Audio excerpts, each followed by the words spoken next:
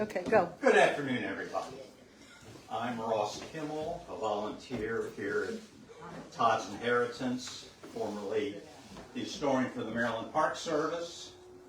As you may know, Todd's is part of North Point State Park, which this is sort of the southern end. It extends 1,300 acres up that way.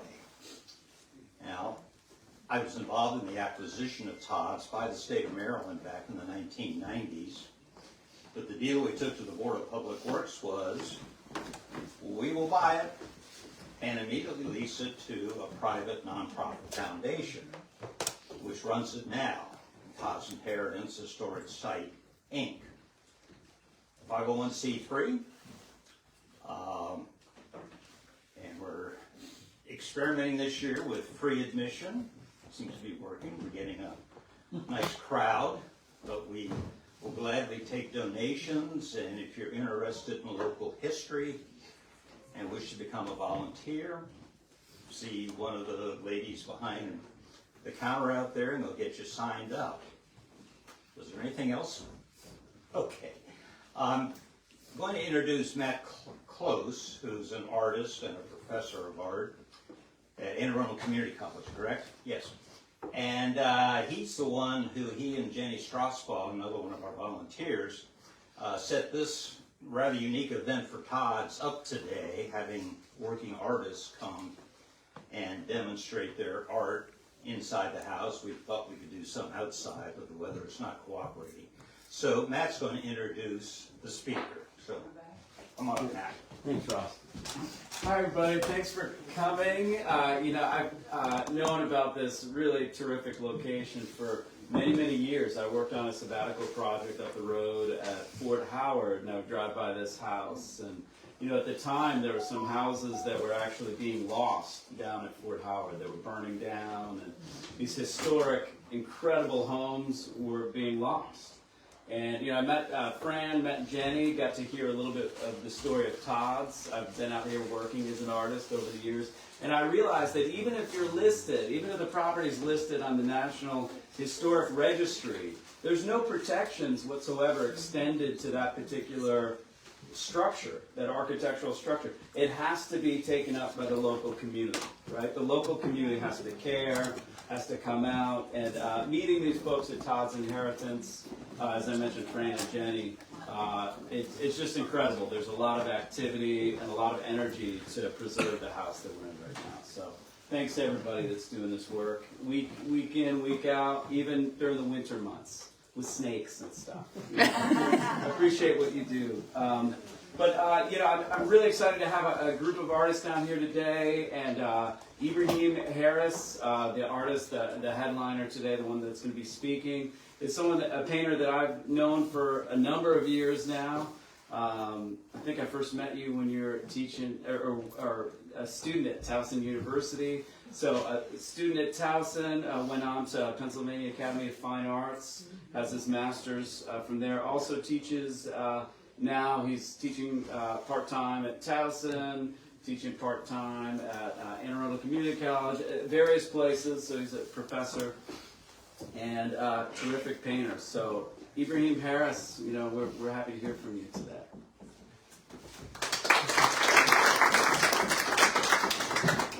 Hi everybody, as mentioned, my name is Ibrahim Harris. I'm pretty nervous, so forgive me if I stumble upon my words or talk too fast. Just say stop, right? And I'll try to back up and be more clear, okay? So I figure where to start but the beginning, right? So I was born in 1992. I was born in Baltimore, Maryland. I was here just for a hot minute, for 1 year, and then I moved to LKC with my family, of course, and that's where I was pretty much raised. Ever since, when I was really young, I was involved with something creative, right? I would team up with, some classmates to draw comic book characters and stuff like that, and try to attempt to make our own comic books. We failed, but we tried, and it was part of that process, which was really exciting. Speaking of comic books, my neighbor down the street, he had a big stack of Spider-Man comic books from the 70s, right, that he gave to me, and again, that was another inspiration for me, is looking at the art style, the Jack Kirby art style, drawing was really exciting to me. And I was just known as, the student in elementary school, middle school that just drew pictures, Goku from Dragon Ball Z. I'm dropping a lot of names here. I'm not sure if you all, know what I'm talking about, but that's okay. Definitely drawing from a young age. I got into cooking, which is another passion of mine that I still, carry through today. So it was actually up until middle school where I got more into the music side of the creative process, right? I started off with violin, and then I switched to saxophone, and I played tenor saxophone. I took that very seriously. I was in a couple of jazz bands. I did the marching band. I was in a classical band as well. So that consumed my life for a good number of years, up into my high school years. And I had a lot of stuff going on, so I eventually decided, for undergrad, I was actually this close to going to culinary school. This close. But I decided to go to Arcadia University when I first started undergrad, and I wanted to major in graphic design. Something practical, right? You can make money off this. And then it wasn't until my second semester, maybe as a sophomore at Arcadia, where I took my first painting classes, my first oil painting classes. And that totally changed the game, totally changed everything for me. I had painting one with Betsy Batchelor. She's an abstract colorist from RISD. And then you might know the name David Campbell, one of the conceptual painters in here too. He was also my figure painting instructor. And they just really believed in me and, really convinced me to change my major, And I did, right? Graphic design and painting. Wow. Kind of risky, I guess, right? So I go home, I say, Mom, I'm changing my major from graphic design to painting. Bracing myself, right? And she said, okay, go for it, Her parents showed the conviction of following something that you're passionate about. So these old school people had this new school mentality of following your passions and your dreams. So that was in 2011, and I haven't looked back ever since. That's my main profession. I consider it my main profession. So I finished undergrad at Towson University, where I studied heavily with Nora Sturgis, and that is how I met Matt Close. She had him come in for Artist Talk, and I was like, I like to go this guy paints. I gotta introduce myself. So that's how I met Matt, and then I went on. I took about a year and a half after graduating in 2017, just to recharge my batteries a little bit, do a bit of work, before I go into grad school. And I got into my dream school, the Pennsylvania Academy of the Fine Arts. Super stoked to go there. In particular, I really wanted to learn from Scott Noel. He was on my radar, right? He's also a perceptual painter. He taught David Campbell, right? So the lineage is there. Who taught me. This school, PAFA is the oldest art school in the nation, has a lot of prestige to it, right? Kind of classical backgrounds and training. So, starting with Scott Noel there, Renee Folks, Peter Van Dyke, who's also a perceptual painter, just to name a few. And I really loved my time there. I wish I could have spent more time there. I wish it was a 3-year program because, I was at home. I was with my people, right? We all know who Leonard Anderson was. We all know who Morandi was, Edwin Dickinson, right? It was like, wow, yes, I feel so good about this, They also have an extraordinary cast collection where I worked in the cast hall for a number of practice paintings. So I had a great experience at PAFA. I graduated in 2022, 2 years ago. I also want to mention I worked closely with Matt Close during the pandemic year. I took a year off, I decided to continue my studies when we went back to in-person.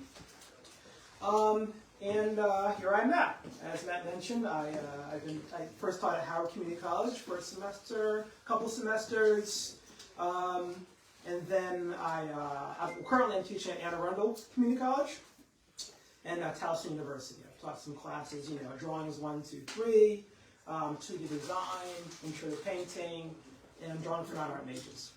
So that's where I'm coming from. That's me right now, a little bit of my bio, right? So why painting? Why do I paint? Well, ever since I was young, actually, I had this big, thick book of book about mythology, right? And it had a lot of classical paintings. I believe I first saw the Titian painting Ariadne and Bacchus in there, and it really just blew my mind, right? Just the narrative woven into it, the way it was painted. That was something I really admired, right? So I grew up with that inspiration. And, you know, painting just has this this familiarity to it. You know, when I go to like a studio, right, and I smell that mix of solvents and paints, right? You know, like that smells so good to me. Some people, like, you know, but to me it's like, wow, I love this smell. I know I'm in the right place. So it's fine to smell here. Right? So, you know, painting has gotten pretty close to my heart. You know, oil painting in particular, there's this beautiful tactile quality to it, this buttery finish to it, this icing almost, right, which I enjoy too. It's therapeutic to me in a sense, right? So, why do I make the paintings that I make, right? So, back to my Acadia years, back to David Campbell, he came there preaching the gospel of painting from direct observation. What does that mean? Some non-art people here. What does that mean, painting from direct observation? Looking at it? Yeah. Yeah, what I'm looking at, right? But not from a photo, right? In the present moment, right? Painting from direct observation, rather a photo, or whatnot. Nothing wrong with painting photos, but that's what David Campbell instilled in me, right? And that's a practice that I carry through till today. And I really thought about that, right? I think it comes in anyone's profession where you kind of question, why do I do the things that I'm doing? Why am I working from direct observation, right? That's kind of the point. So yeah, I drank the Kool-Aid on that, right? I've always carried that with me. And this is going to connect. So also, my second year at Arcadia, when I was discovering oil painting, I also discovered meditation, mindfulness meditation, right? And again, to me, those are kind of two separate things at the time, right? And both really impacted me. So I was introduced to it back, and this is back in, I think, 2011. Fast forward to, I want to say, 2018, right? Oh, I wanted to mention, I went to Mount Gretna School of the Arts, right? And also the School of Fine Arts and Supplemental Education. So anyway, I was at Mount Gretna for the summer program, and I started meditating, you know, daily, right? I wanted to take my meditation practice more seriously, right? And since then, I've been meditating every day for about 10 minutes a day, okay? And again, I didn't really connect the dots, right? And then it just kind of hit me. Wait a second. The mindfulness meditation that I'm doing, I think there's something to it how it relates to painting from direct observation, right? So before I tie that up, you know, there are differences, you know, between working from a photograph, right, and from direct observation. What are the differences working from a photo than from real life? Don't add dimension. You're right. It's a flat. Working on a flat surface. Anything else? Light. Light, right? Two great answers, right? Movement? Movement, right? So these are all things that we kind of feel, that we kind of get into the groove of, right? So say if we're, you know, painting a landscape, right? Not only are you painting what you're observing, you feel the wind around you. You feel the heat from the sun. You see the light, how it lands on the landscape, right? So if you work from a photograph, that's like one step removed, kind of, right? You're painting the photograph rather than experience of what you're painting. Right? So anywho, back to meditation and mindfulness. I'm saying, wait a second, there's a similarity here, right? Painting from direct observation. I'm becoming mindful of what I'm painting, right? I'm noticing things I did not see there upon first glance, right? And that's kind of the beauty. I love that. I love when I see details that, like, when I'm staring at this painting for like more than a couple of hours, I did not notice that that thing was there in the object that I'm looking at. And that's so special to me, right? I'm becoming mindful of it. I'm appreciating its presence, right? Mindfulness meditation, same thing, right? We're becoming aware of our breath, right? Aware of an object that we're focusing on, right? Becoming mindful of it. So this is where it kind of spills in my thesis that I talked about my last year at grad school at PAFA. I also like to incorporate some Buddhist philosophy in my paintings as well, right? So, enlightenment, right? So I asked actually a Buddhist monk, what does that mean, enlightenment, right? She literally told me, you're shining a light on something. You're seeing something clearly for what it is. It's not about perfection. It's about seeing something for how it is, right? When we're painting, we're seeing something for how it is. Right? Kind of a connection there. Samsara, the cycle of suffering, right? When we go into our artistic practice, right, we're stopping that cycle of suffering, and we're in that present moment, right? So anywho, and then I kind of evolved that ideas into art in general being a spiritual practice. I think this is Van Gogh who said, painting is my religion, right? I liken painting to meditation, to prayer, and something that gets us one step closer to the mystery of the world, right? To the magic of the world, right? To the divine, right? That's where I am now. I haven't figured it all out, right? Maybe one day, maybe Zen in the art of painting, I think it's totally possible, right? Zen in the art of archery, Zen in the art of motorcycle maintenance, Zen in the art of flower arrangement, right? So anywho, that's the software, right?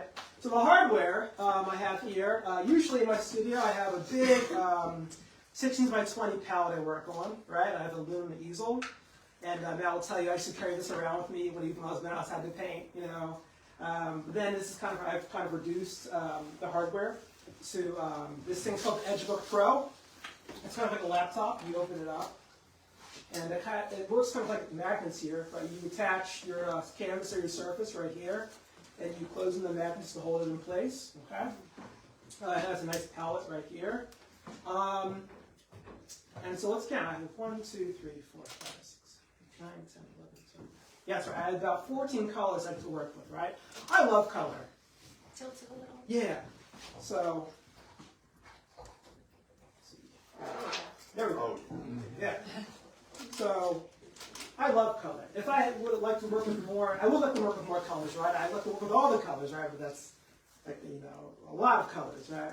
But essentially, I have titanium white, a typical, yellow, red, ultramarine blue. Phthalo blue, which is really intense, right? I have my earth tones, burnt sienna, phthalo ochre, Naples yellow. Kind of, the general colors and a couple extra tertiary ones as well. I like using a medium called liquid. Now, medium is something that you can add to the paint to change its properties, right? To slow it down, to speed up the drying process. And liquid that I use, it kind of speeds up the drying process. Now, I am a very indirect painter. Right? I like working on paints for a long period of time, with 10 layers. So I use liquid because it dries the paint faster. Yeah, kind of makes sense why I like it. I usually make my own canvases and panels. A, they're cheaper, and B, I think they're higher quality as well. Yeah, that's pretty much it.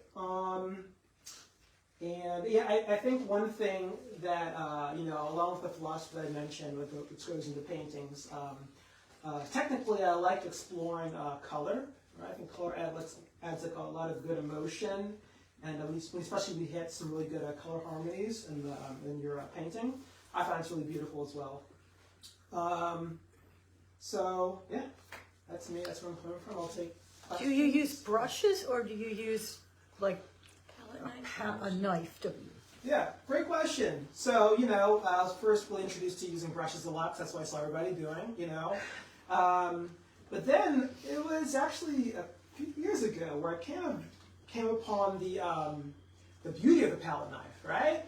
To me, when I use a palette knife, I cannot get so much lost in the details, right? And painting with this really direct shape, right? As opposed to using a brush, I can easily kind of get lost a little bit, right?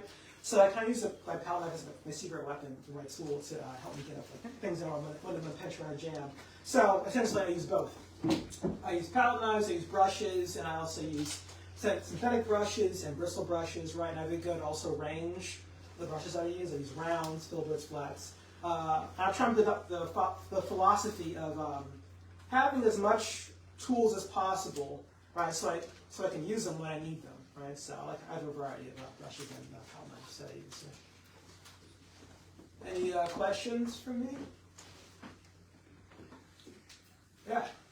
Well, it's not a question, it's kind of a story. I came across something on the internet that I can't find again. But this guy, I think it was a guy, because you could see his hand, that's all you could see of him. He painted a wonderful landscape by taking what looked like a credit card or something, dipping in paint. And he put these kind of look like a comet streaking through the sky in one color, and then he did another one, then he did another one, then he did about 7 of these different colors. And then he started sort of blending them together. And as he did it, you could sort of see a landscape emerging. Oh, you could see kind of blue up here, green down here. It took him about a half hour. But he ended up with this wonderful landscape of a dirt road or a path going through a wooded area. Does this sound familiar to you? I know what you're talking about. Yeah, I've come across something like that on YouTube, yes. And I thought, oh, it's done now. But no, he kept working on it, and it got more and more detailed. There's a stand of grass over here with trees, and the trees were budding out, and then he put flowers in, and this, that, and the other thing. And finally, the last thing he did was a little figure of a man walking a dog on the dirt road. And the final picture was really gorgeous. It was all done with what looked like a credit card to me. Do your painting paintings that way? Do your paintings start like with bigger chunks of information and then the detail comes in? How does that work? Talk to me about starting a painting. Talk to us about it. Yeah, so to address what you're talking about, use the tools that work for you. If a credit card works for you, who am I to say the credit card works for you, right? And that's my newest tool that I use. I love painting with Q-tips. Not painting, but like kind of erasing with it. I think he did that too. Yeah. So my process, right? How do I start off, right? So even, I try to be a perpetual student, right? So, my supplemental education, going to the Schubert School, going to Mount Gardner School of Art, right? Going to the Art Students League in New York, right? So these different schools, each of them has a different philosophy, right? But the pattern that I've kind of seen and noticed is starting simply to complex, right? How to simplify. Do what you got to do to simplify, right? I teach my drawing class, you got to simplify using loose lines and gestures, right? Define the form through line. Go for it. If you have to use shapes, simple shapes to block in, go for it, right? So, using painting from vague to vivid, right? So when I'm painting, I start off with the line drawing, right? And then, like, when I'm doing something out of prima, I try to simplify as much as possible. How do I reduce, right? How do I group everything together, right? And from there, slowly emerging a clearer and clearer picture as I go through. Yes? What is your favorite painting and the story behind it, I guess? Yeah? I know it's like trying to ask you to choose between your children, but... Yeah, there's a bunch. I'll can drop a few. So, the first one, I mentioned before, Bacchus and Ariadne. No, your paintings. Oh, you. Just you. Oh, for one of my paintings? Yes. Oh, okay. Well, I'm working on right now on a big for me, big still life of junk in the garage, right? I'm inspired by Matt's paintings. Yeah. And it's going pretty good. I'm not gonna lie, it's going pretty good. So I think that's going to be a good one. I also just finished a pretty tightly rendered self-portrait. And I went down this rabbit hole in the past year of like softness and soft edges, right? So I was trying to explore with that, right? And a couple of paintings that maybe were kind of too soft, but I think the revelation I came upon was that there's softness in some areas and there's hard edges in some areas. And why not use both, right? Yeah. So out of that discovery, I think I rendered a self-portrait that I think is one of my favorites for right now. So yes. Because I know you do a lot of strictly still life. I believe. I did a little bit of research, just a little bit. And many people see still life as like, just things in an image, but they're really not just things. Sometimes they're a self-portrait of yourself or a portrait of someone, not strictly their face. So I'm wondering if there's like a particular painting that you have done in the past that's, the stuff that you painted in that painting was really meaningful towards you. Yeah, that's an excellent question. So stay tuned, by the way. Got it. I got to update my website. That's fine. So yeah, stay tuned. I will stay for tuned. the news batch. Let's see. I think it comes down to a technical thing, right? Again, kind of discovering the power of the palette knife, right? I made a bunch of paintings that are really palette knife heavy. You could look at them and be like, okay, I don't even know if the palette knife is used, but I use it a ton. I was scraping down a lot. I was using it to find a lot of complex things going on. So the painting I'm referring to is actually I brought it here a couple of years ago. It's like a 16 by 20 painting, kind of medium sized, right? And it was objects kind of in a circle a little bit on a polka dot fabric. There's a statue of the Buddha. There's an incense, I think when you burn incense, it comes through a censer, that's what I'm looking for, a censer. There's a singing bowl, right, and a crystal and a candle, right? And that was kind of, again, another reference to meditation, right? So it's a theme on top of that theme. So that's one in the past that I have a good amount of emotional connection to. I have another question, and then I'll stop taking all of your time. I really liked what you said about mindfulness and painting. Like just our own conversations, like outside of this space, like upstairs. I said, I've been out of the art world for a very long time. What advice would you give to somebody who's trying to step back in and you utilize those types of ideas and tools? How would they begin? And that's kind of broad. Yeah, so just encouraging art in general, again, because I think it's just good for the soul, right? So, but if you were starting again, I would say be patient with yourself, right? Painting is a lifelong journey. I am still struggling, whenever I paint, it's just a complete journey. So, realizing that, don't get discouraged easily, and look up the paintings of the past, look up our history, things you revere, The way I paint because I like the paintings I look at, right? If I look at this painting and I like it, I want to paint like that, right? So use that for inspiration as well. But I think the most important part is just be patient with yourself. Okay. So you mentioned that you have a spiritual aspect to your painting, and how that your mindfulness and your meditation has helped you with finding the details in what you're seeing. Do you have any other ways that your painting has changed since you've been more spiritually connected? Good question. So I was actually asking another Buddhist monk about enlightenment, right? And again, and she was telling me it's not easy, okay? This can happen over several lifetimes even, right? So I think I'm in a period right now of growth. I hope to be always growing, right?